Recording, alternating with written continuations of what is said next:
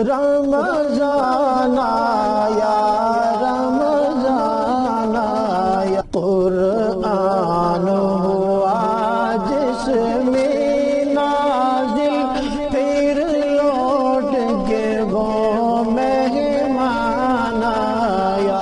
اللہ من الشیطان الرجیم، بسم اللہ الرحمن الرحیم، الحمد للہ رب العالمین، الرحمن الرحیم، مالک یوم الدین، ایاک نعبد و ایاک نستعین، صدق اللہ مولانا العظیم۔ اللہم صل علی سیدنا و مولانا محمد وعلی آل سیدنا و مولانا محمد وبارک وسلم۔ یہ قرآن پاک کی سورہ فاتحہ کہلاتی ہے، اور فاتحہ کا معنی ہوتا ہے شروع کرنا، تو قرآن پاک بھی اس سورت سے شروع ہوتا ہے، اور فاتحہ کا معنی ہوتا ہے کھولنا، تو اس سورت سے اللہ تعالیٰ کی رحمت کا دروازہ کھل جاتا ہے، تو اس دروازے سے ہمیں داخل ہو جانا چاہیے۔ یہ قرآن پاک کا خلاصہ ہے، یہ سورت قرآن پاک کا خلاصہ ہے، اور اس کے مضامین بیان کرتے جائیں تو سارا قرآن پاک اسی میں آ جائے گا، لیکن ہم مختصر کر کے آگے چلے جائیں گے۔ توحید، رسالت اور قیامت، نیک بندے اور برے بندوں کا ذکر قرآن پاک میں بار بار آئے گا۔ سورہ فاتحہ میں توحید بڑے عجیب انداز میں بیان کی گئی۔ اللہ تعالیٰ نے اپنے 4-5 نام یہاں ذکر فرمائے۔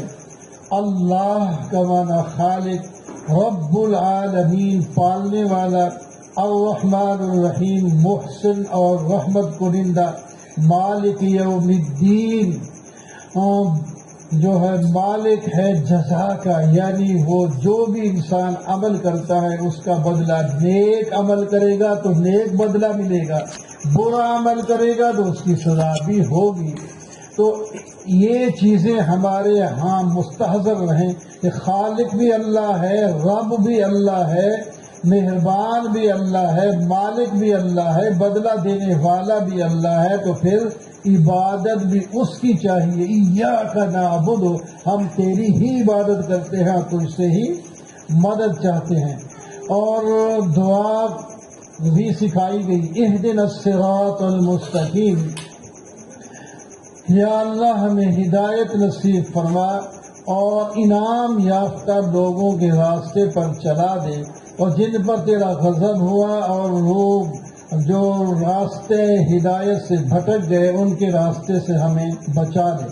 تو آگے سورہ بقرہ شروع ہوتی ہے، اس کے اندر اللہ تعالیٰ نے اس دعا کی قبولیت کا ذکر فرمایا کہ جو لوگ ان 5 صفات کے ساتھ موصوف ہو جائیں گے وہ ہدایت پا لیں گے۔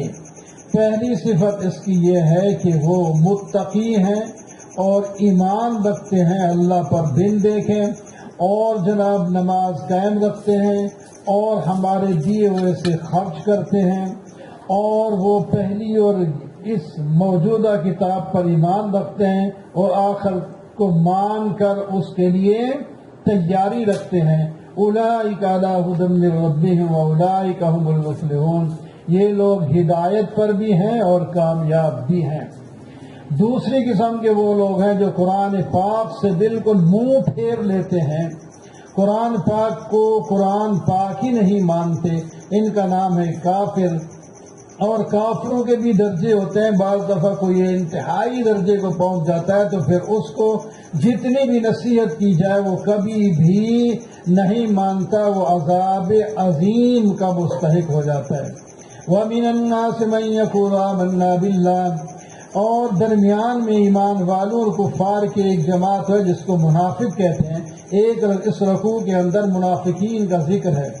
وہ منافق جھوٹ بولتے ہیں، دھوکہ دیتے ہیں، انہیں جب کہا جائے فساد نہ مچاؤ تو وہ اپنے آپ کو مصلح کہتے ہیں، انہیں جب کہا جائے کہ ایمان لاؤ ایمان لانے والوں کی طرح تو وہ ایمان والوں کو بیوقوف کہتے ہیں، حالانکہ یہ خود ہی بیوقوف ہیں، خود ہی بیوقوف ہیں۔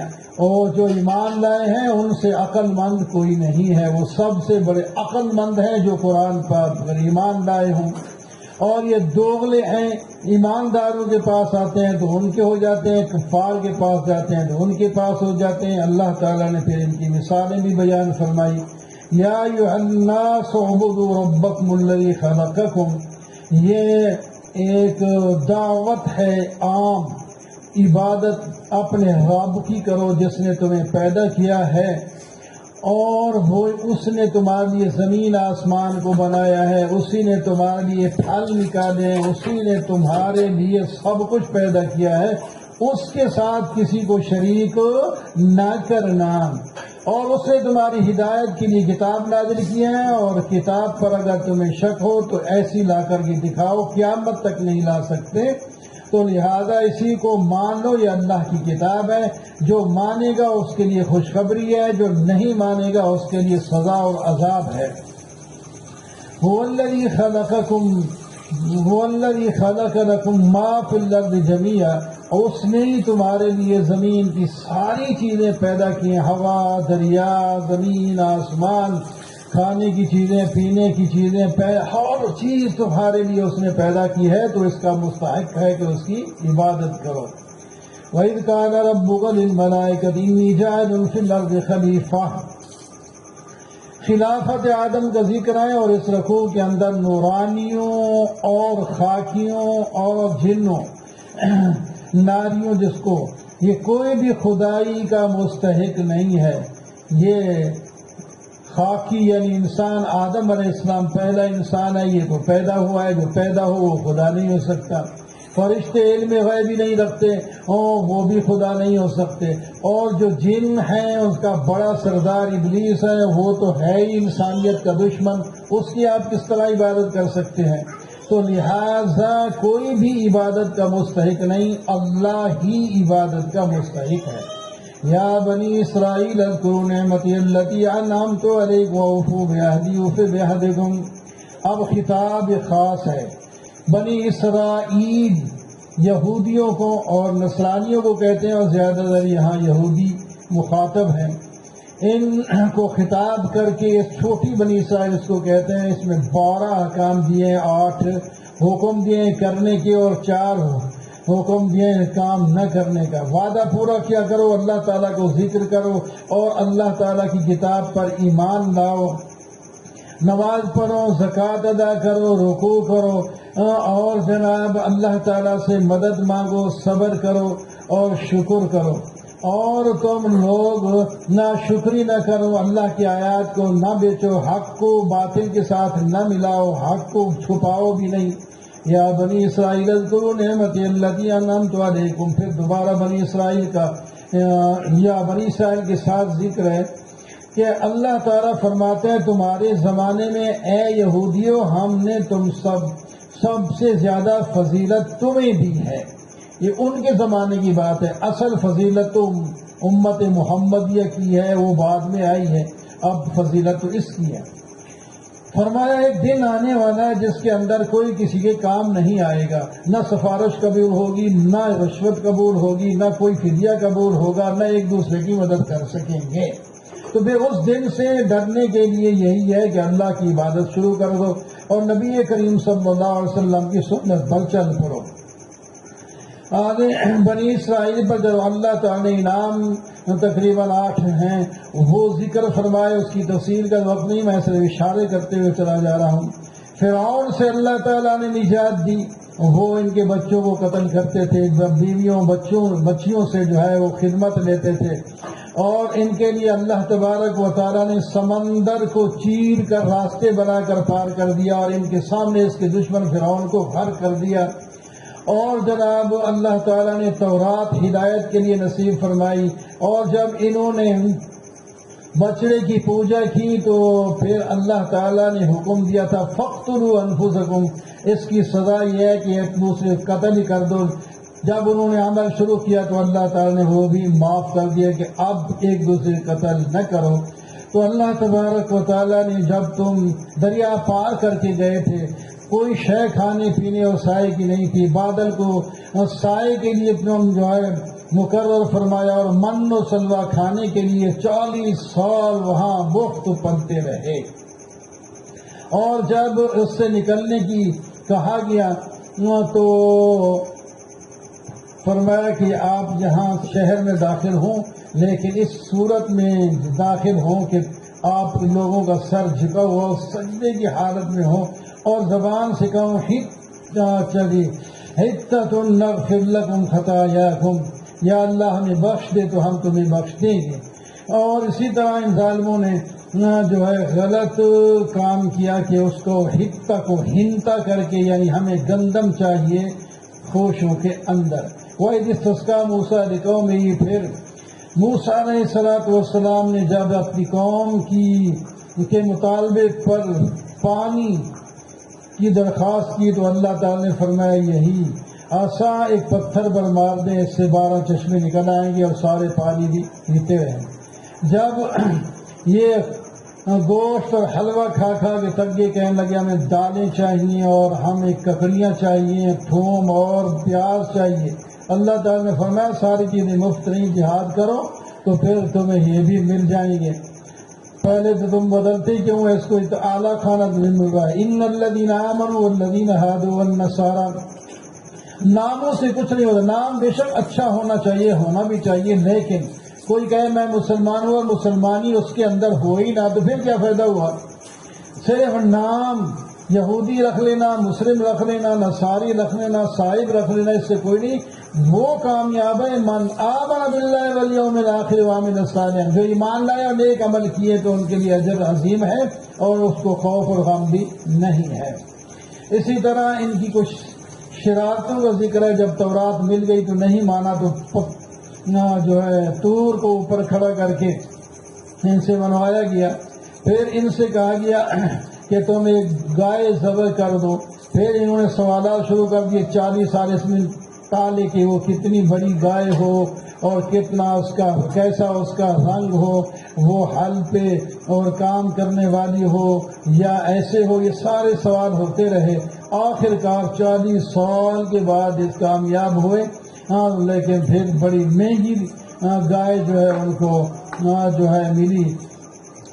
وہ گائے اس صفات والی جو کہے گی وہ ملتی نہیں تھی. ایک تھی یا اس کی قیمت بنی کہ جناب اس کو ذبح کر کے اس کی کھال کو سونے سے بھر دیا جائے گی، اس کی قیمت ہوگی. وَإِذْ قَتَلْتُمْ نَفْسًا فَادَّارَأْتُمْ، دنیا کے اتنے حریص ہو، اپنے دنیا حاصل کرنے کے لیے اپنے رشتے داروں کو بھی قتل کر دیتے ہو. کچھ لوگوں نے اپنے چچا کو جو مالدار تھا اس کو قتل کر دیا اور دوسروں کے ذمہ لگایا. تو اللہ تعالی نے فرمایا اس کا جسم دوسرے جسم کے ساتھ رگڑ دو یا گائے کی بوٹی اس کے ساتھ لگا دو تو پتہ چل جائے گا، خود بولے گا کہ کس نے اس کو قتل کیا ہے. پھر تمہارے دل سخت ہو گئے، پتھر سے بھی سخت ہو گئے یہودیوں. فرمایا پتھر کچھ ایسے ہوتے ہیں جس کے اندر سے پانی اور سمندر دریا نکلتے ہیں، جس طرح یہ سارے دریا ہمارے نکل رہے ہیں تو ادھر سے اس میں پہاڑوں سے ہی پانی آ رہا ہے. اور اس طرح فرمایا کچھ پتھر ایسے ان کو چیریں تو اس سے پانی نکلتا ہے، جیسے کہ یوسف علیہ السلام نے پتھر پہ ڈنڈا لگایا تو اس میں سے پانی نکل آیا. اور اس طرح کچھ پتھر ایسے ہوتے ہیں جو اللہ سے ڈر کر گر جاتے ہیں، خوف ان کو بھی آتا ہے. یا پتھر خوف خدا سے گر جائے تو انسان تو اتنا سخت نہیں ہوتا، اس کو بھی اللہ کے سامنے گرانا چاہیے. اس کے بعد ان کی پھر اور باتوں کا ذکر ہے جو موجودہ تھے اس وقت کے نبی علیہ السلام کے زمانے میں یہودی تھے. انہوں نے کہا کہ تم بھی تو اسی طرح اپنے پچھلے لوگوں کی طرح منافقت رکھتے ہو اور جناب کچھ شہزادے بنتے ہیں، کہتے ہیں ہم نے جنت میں ہی جانا ہے، اور کچھ لوگ جو ہیں لکھتے اپنے ہاتھوں سے اور کہتے ہیں کہ یہ تورات اللہ نے نازل فرمائی. اس قسم کی خباستیں ان کے اندر ہیں. وَقَالُوا لَن تَمَسَّنَا النَّارُ إِلَّا أَيَّامًا مَّعْدُودَةً، وہ کہتے ہیں ہم تو جنتی ہیں، اگر جہنم میں جاننا پڑا تو چند دن جائیں گے. فرمایا کہ یہ کیسے ہو سکتا ہے، تم اللہ سے تو انہیں عہد کر رکھا ہے، ایسا نہیں ہو سکتا. جس نے گناہ کیے اور گناہ نے ان کو احاطہ کر لیے تو جہنم میں جائیں گے. ہم بتاتے ہیں ایمان والے کو جو ہیں وہ جنت میں جائیں گے. والذین آمنوا وعملوا الصالحات اولئک اصحاب الجنت هم فیہا خالدون. ایمان اور عمل صالح والے جنت میں جا کر ہمیشہ رہیں گے. وَإِذْ أَخَذْنَا مِيثَاقَ بَنِي إِسْرَائِيلَ. بنی اسرائیل سے ہم نے عہد کیا تھا کہ اللہ کی عبادت کرو، والدین کے ساتھ احسان کرو، رشتہ داروں، یتیموں، مسکینوں کے ساتھ احسان کرو، اچھی بات کرو، نماز قائم کرو، زکوٰۃ ادا کرو. لیکن پھر یہ لوگ سارے پھر گئے. اور یہ ہم نے عہد کیا تھا کہ آپس میں ایک دوسرے خون نہ بہاؤ، گھر سے نہ نکالو، لیکن تم گھر سے بھی نکال دیتے ہو. ایک اچھا کام کرتے ہو کہ اگر وہ قید ہو کے ہیں تو ان کو چھڑا لیتے ہو، لیکن تمہیں گھر سے نکالنا اور قتل کرنا بھی تو منع تھا. بعض کتاب پر ایمان رکھتے ہو، بعض پر ایمان نہیں رکھتے. یہ کیسا ایمان ہے تمہارا؟ وَلَقَدْ آتَيْنَا مُوسَى الْكِتَابَ وَقَفَّيْنَا مِن بَعْدِهِ بِالرُّسُلِ. موسیٰ علیہ السلام کو ہم نے کتاب دی، اس کے بعد لگاتار پیغمبر بھی بھیجے، عیسیٰ علیہ السلام بھی بھیجے، اس کو کتاب دی اور ان کو روح القدس کے ساتھ ان کی مدد کی. لیکن تم لوگوں نے انبیاء کی قدر نہیں کی، بعض کو جھٹلا دیا، وہ فریقاً تقتلون، اور بعض کو تو قتل تک کر دیا. تو کتنی بد نصیب قوم ہے جو اپنے پیغمبروں کو بھی قتل کر دے. بہرحال اسی طرح ان کی حفاظتوں کا ذکر ہوتے ہوئے آگے چلا گیا. وہ کہتے ہیں جی ہم تو دل جو ہے نا ہمارے یہ ہدایت سے بھرے ہوئے ہیں، اب ان کے لیے کسی ہدایت کی ضرورت نہیں. فرمایا یہ بھرے ہوئے نہیں ہے، بلکہ کفر ان کے اندر ہے. ایمان ہوتا تو پھر تو اس کو ہر بات اچھی لگتی نا. اب ان پر غضب خدا تعالیٰ کا ہوگا. قُلْ مَنْ كَانَ عَدُوًّا لِجِبْرِيلَ فَإِنَّهُ نَزَلَ عَلَىٰ قَلْبِكَ بِإِذْنِ اللَّهِ. کہتے جبرائیل علیہ السلام قرآن کو لاتے ہیں، اس وقت ہم نہیں مانتے، وہ ہمارے پیچھے کے حالات بتا دیتے ہیں. اگر کوئی اور ایمان لاتا تو پھر قرآن لاتا تو پھر ہم اس کو مان لیتے. فرمایا جبرائیل ہی قرآن لائے گا، اس کا قصور کیا ہے؟ میری بات نبی علیہ السلام کے دل پر اتارتا ہے اور تمہارے لیے وہ ہدایت کی چیز ہے، تو پھر تمہاری دشمنی کس کی ہے؟ سن لو، جو آدمی اللہ اور اللہ کے رسول اور فرشتوں اور کتابوں، جبرائیل اور میکائیل کا دشمن ہوگا، وہ اللہ کا بھی دشمن ہے. اللہ تعالیٰ ان کو سزا دے گے. اور ان کے دو چار اعتراض سے اللہ تعالیٰ ان کا دفع کیا. وہ کہتے ہیں کہ حضرت سلیمان علیہ السلام جادو کرتے تھے. فرمایا حضرت سلیمان علیہ السلام نے کوئی جادو نہیں کیا، جھوٹ بولتے ہو. پھر کہتے ہیں فرشتے جادو کیا، انہوں نے بھی کوئی جادو نہیں کیا، یہ بھی تو جھوٹ بولتے ہو. یا ایھا الذین آمنوا لا تقولوا رائنا وقولوا انظرنا واسمعوا وللکافرین عذاب علیم. آداب رسول کا بیان ہے کہ ایمان والو، رائنا کا لفظ جو یہودیوں نے تمہارے اندر رائج کر دیا اور زبان مروڑ کر اس کو غلط معنی لیتے ہیں، اس کو چھوڑ کر انظر نہ کہو، رائنا کا لفظ ہی چھوڑ دو، وہ خوش ہوتے ہیں. الم تعلم ان اللہ لہ ملک السماوات والارض. تمہیں پتہ نہیں اللہ تعالیٰ کی حکومت ہے زمین آسمان میں، اللہ کے سوا تمہارا کوئی مددگار ہی نہیں. ام تریدون ان تصرفوا رسولکم کما سئل. تم موسیٰ علیہ السلام کی قوم کی طرح اپنے نبی سے غلط سوال نہ کیا کرو، کیونکہ ان لوگوں نے سوال کر کر کے اپنے اوپر دشواریاں پیدا کر دی تھی. تمہیں جو اللہ کا رسول بتائے بس اسی کو لے لو اور عمل کرو تو کامیاب ہی ہو جاؤ گے. واقیموا الصلاۃ وآتوا الزکاۃ. نماز قائم کرو، زکوٰۃ ادا کرو.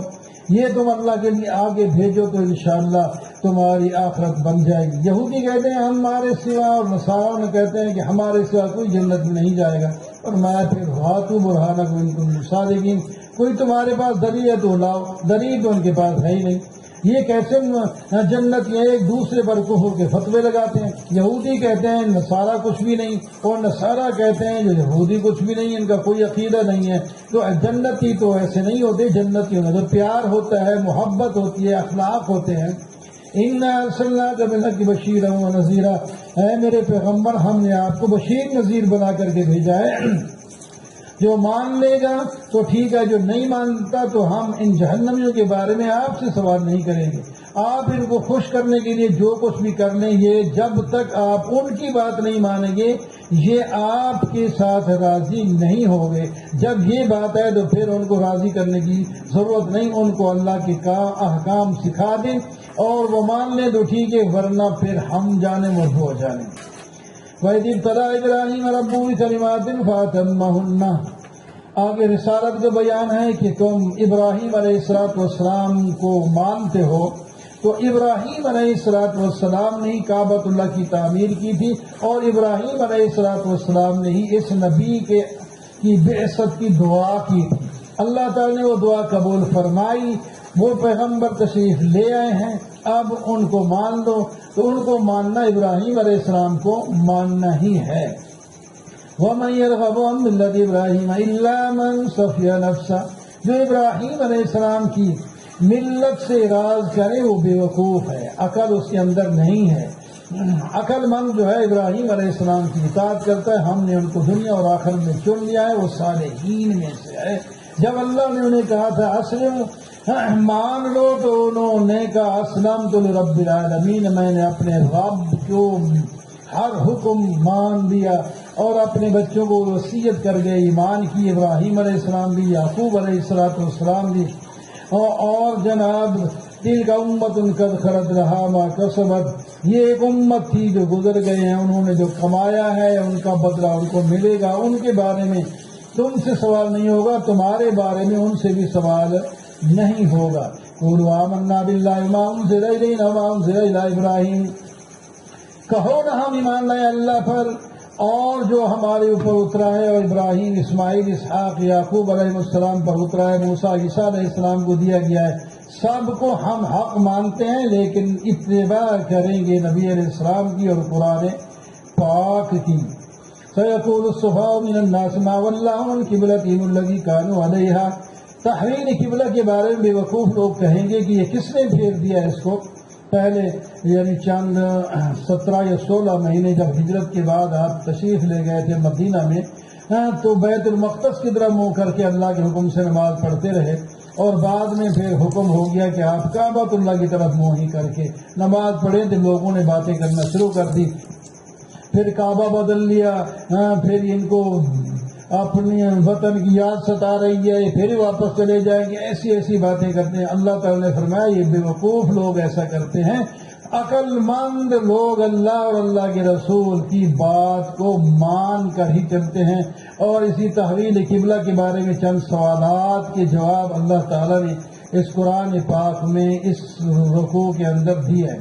وَلِكُلٍّ وِجْهَةٌ هُوَ مُوَلِّيهَا فَاسْتَبِقُوا الْخَيْرَاتِ، فرمایا قبلہ وہی ہوتا ہے جس کی طرف اللہ تعالیٰ منہ کرنے کا حکم دے دیں۔ ہر طرف تو اللہ ہی کی ہے، اللہ تعالیٰ نے اجتماعیت کے لیے بیت المقدس کو بھی کبھی قبلہ بنایا، تو بیت اللہ کو بھی بنا دیا۔ اصل تو نہ بیت اللہ جو قابل سجدہ ہے، نہ بیت المقدس، اللہ کیا حکم ہے اس کو مان کر اللہ ہی کو سجدہ کرنا ہوتا ہے، نہ کہ ہم کعبۃ اللہ کو سجدہ کرتے ہیں۔